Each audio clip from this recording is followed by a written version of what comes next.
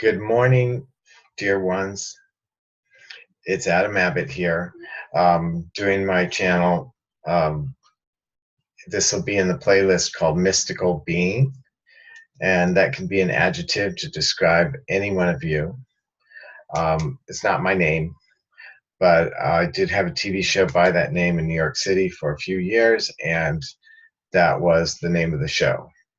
So it was kind of like a nickname for me, but I still always went by whatever my legal name was at the time, which was Adam Ray. I got married now. I was the first gay couple in our county, Highlands County in Florida, to get married the same day it became legal. And we were the first ones filed in our county, um, same gender couple married in January 5th or 6th of 2015. So now I'm Adam Abbott. I finally have a real last name. Because I haven't used my birth one since 1992. And I just got tired of people snickering on customer service phone lines and things every time I would say my name. And you hear a snicker and giggle and laugh. And it's like, I think I'll change this. So my birth name was Dennis Dick. And try using that when you call any customer service and see how they act. They can't control themselves. I understand. My brother keeps the name, and they're just fine with it. His wife took the name, and yeah, she took that dick. And the kids kept the name, so it's not like the name has died. I wasn't going to make children anyway. I'm not a progenitor. I might adopt children if I ever have a chance to do that, but I'm not creating any. But his created children, male and female, carried the name, the family name, and so it lives on, as well as my other relatives. They kept theirs. But now I've got my husband's last name, Abbott, and I'm Adam Abbott, and I am the longest living AIDS survivor on the planet. 30 years surviving full-blown AIDS, and I don't know how long I was infected to the point where I actually realized I was ill, where I actually became full-blown AIDS. But it had to have been at least 7 years or 8 years before that, when I was 18, fresh out of high school. And I went down to LA to become a star, and it took longer than the 5 weeks I gave myself to do that. And instead, I ended up leaving LA maybe about 6 months later, probably with that virus in my system, which at the time in 1979, they didn't even know it existed. The reason I say this is because I've been in monogamous relationships all of my life as an adult, and not an intravenous drug user or a hemophiliac blood donor recipient. So it makes sense that I probably contracted the virus through sexual contact, but I had a very limited number of partners. And when I finally moved to New York City in the end of 1981, I believe it was, I was monogamous with somebody for 7 years who was negative.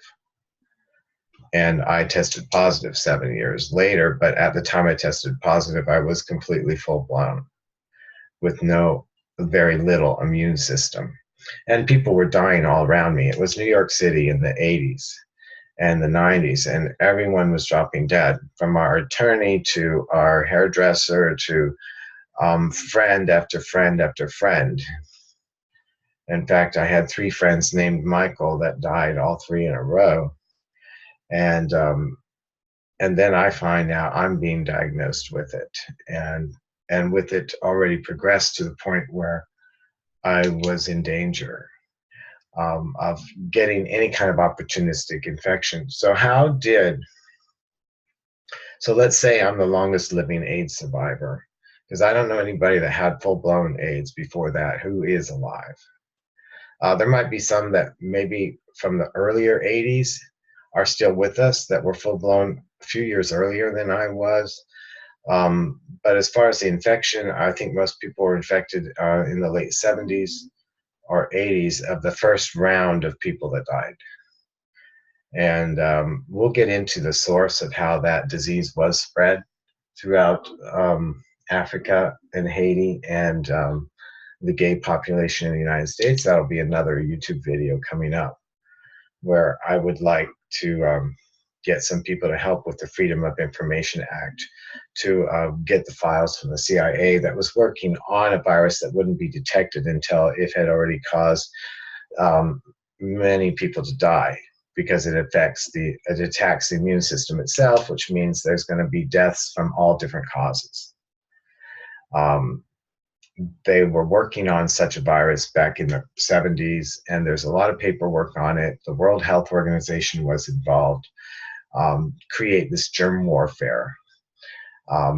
Guess who was the head of the CIA at the time? George Bush Sr. And people like Nixon were worried about the hippies and the homosexuals and all the powers that be in Washington were, freaking out because they had taken homosexuality off the list of mental illnesses in the 70s. And they need to figure out a way to, fight the spread of homosexuality, as well as the English needed to fight the power of the Black people in Africa with the World Health Organization giving vaccinations to the Africans, smallpox or chickenpox vaccinations, using 1,400 Haitian volunteers that also received the vaccination as well. So here I am already getting into that subject. Let's talk about how I survived 30 years of full-blown AIDS and how I can't infect anybody. So you don't have to worry about touching a doorknob, kissing me. You don't have to worry about even sex with me. I'm completely undetectable. It means they can't detect any virus in my blood, and it's been like that for about 20 years. I'm now on Western medical treatment, but there was a period of 8 years in there when I was full-blown and there was no Western medical treatment that was working. That I can get into all the different techniques of how to deal with this besides Western medicine. But if you are dealing with this right now, I want to tell you the Western medicine is working. And don't try to be a purist and say, oh, I'm not going to do any of that. I've done all the alternative stuff, and it's all great for strengthening and helping you survive and helping you not get the opportunistic infections.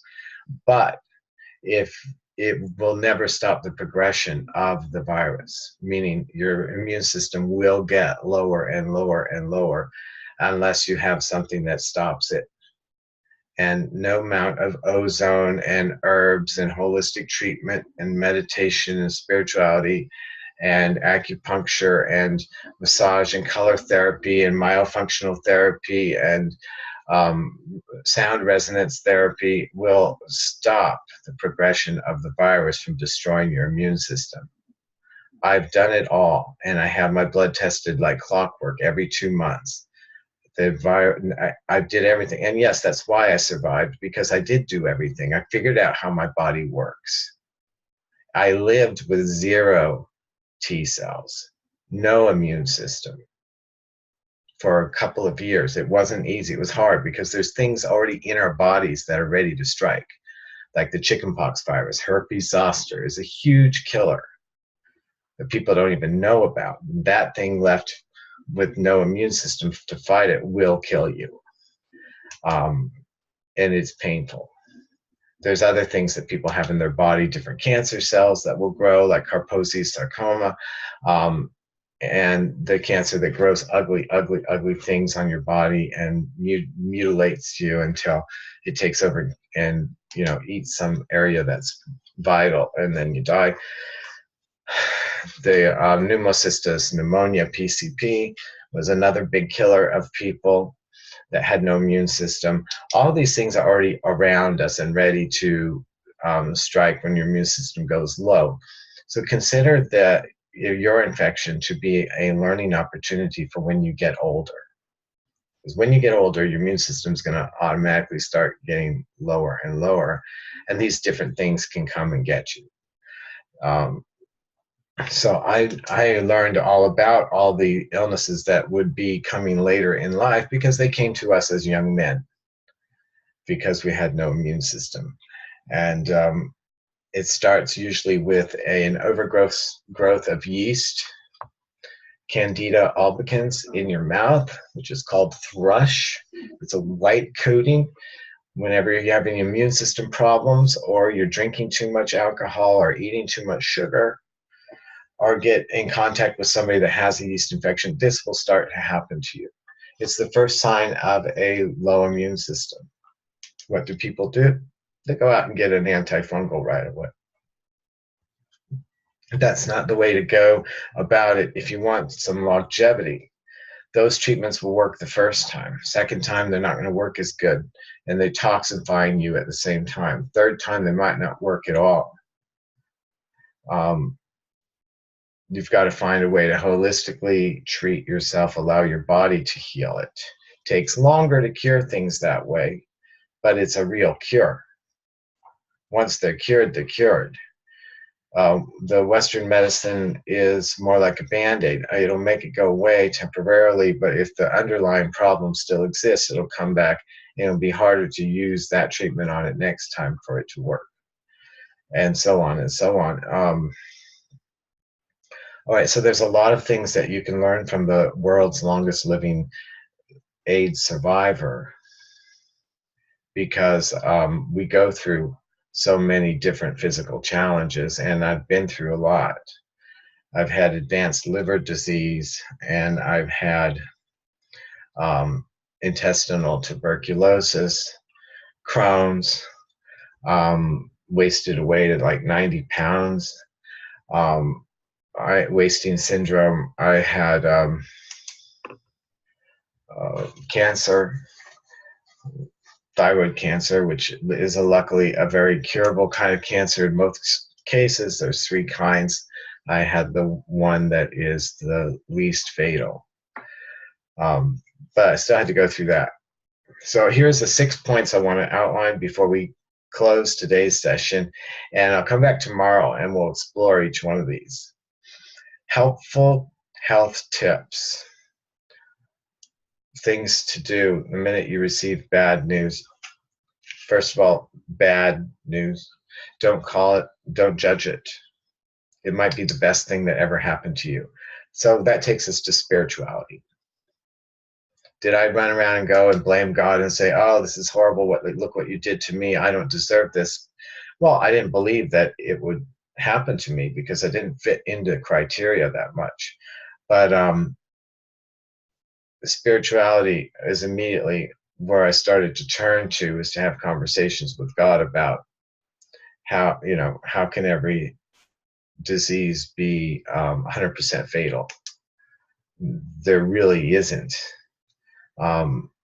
There's always an anomaly or an exception in the world. And so I decided that I would go for that outcome. And spirituality became the most important thing in my life during this whole process. And we'll get into how and why and what different spiritualities I tried. Number 2, first thing you need to do, life changes. Yeah, if you somehow you got into this situation, now you need to change what you were doing. I wasn't a party animal anyway, but I had several life changes to do, which would to improve my diet and my exercise, and to be able to focus on spirituality for healing. Those were the main life changes I took.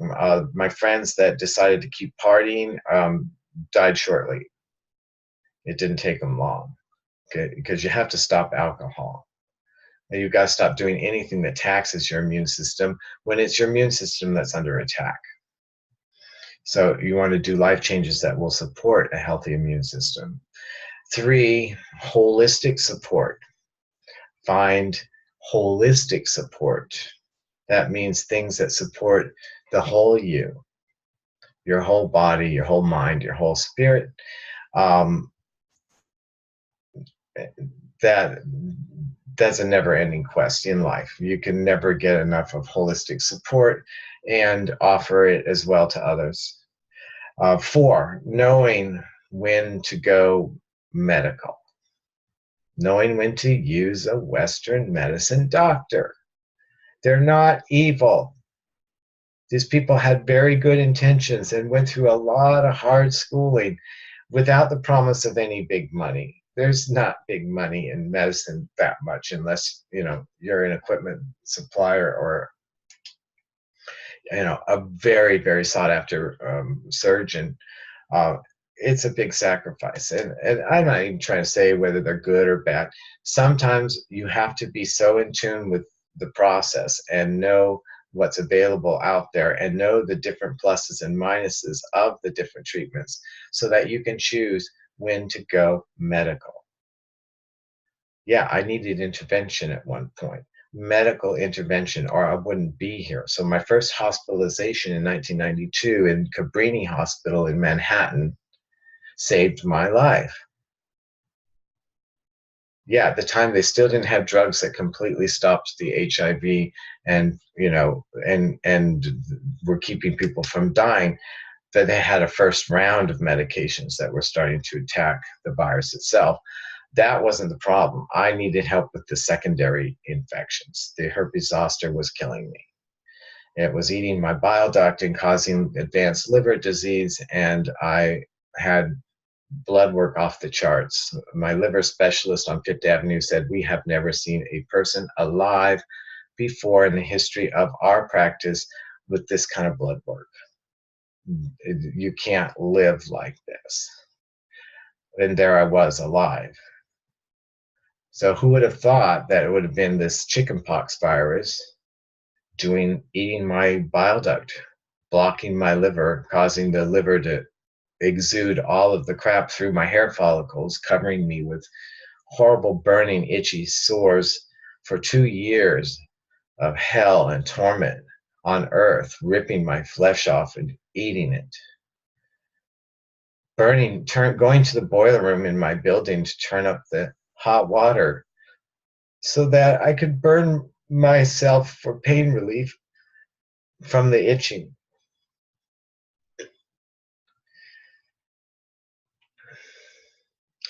Talking about the suffering brings back the memory, but the good news is once it's over, you forget it. I'm only remembering it for you. And so we'll move on from that. There's a lot more gory stories than that. Having to do surgery on myself practically all the time for things that were growing on me. Being told at the very beginning by haters that they hope I would die from AIDS, that I would be riddled with cancer, and just all kinds of hatred. People afraid my own lover that I had sex with for every day for 7 years wouldn't even touch a doorknob once we found out I was positive. Let alone that, forget about the relationship. That part was over, boom, like that. And I had to move out of our West Side apartment to the Upper East Side, to our building that we owned together. So a lot of good things come out of that too. This is getting a little long. So let me go through the next points. Knowing when to go medical is the fourth one. Fifth one, guidance, inner and outer. And I think I touched a little bit on that. That ties back into spirituality, but there's inner guidance that you need to follow, and there's outer guidance as well that you need to be open to. 6, Put this as its whole separate thing, even though it falls under life changes and spirituality and holistic and inner guidance, but it's the biggest one of all of them. It's forgiveness. Every one of my friends that died had one thing in common. They were hurt or they were mad by and at family members who abandoned them because they were gay or because they had AIDS. Forgiveness is the most healing tool you can do for yourself. You release these feelings, you release these resentments. Your body can't heal if you're holding on to anger and resentment. It can't do its work. And forgiveness is like an onion. You can do it once, that's only one layer. The next layer will come up. So forgiveness is an ongoing process that needs to be done all the time until finally, when the thought of whatever that is that hurts you comes up, you no longer have any ill feelings about it. So it could be something you have to do every day the rest of your life, but it definitely frees you to be healed and for self-healing. So that's it for today. I'm sorry for the big reveal, but I really need subscribers, so I'm going to have to just pull out the big guns here and start sharing with the world how you can survive any illness, any challenge that comes your way. And we'll get into relationship issues and stuff like that too coming up, because those could be very devastating as well.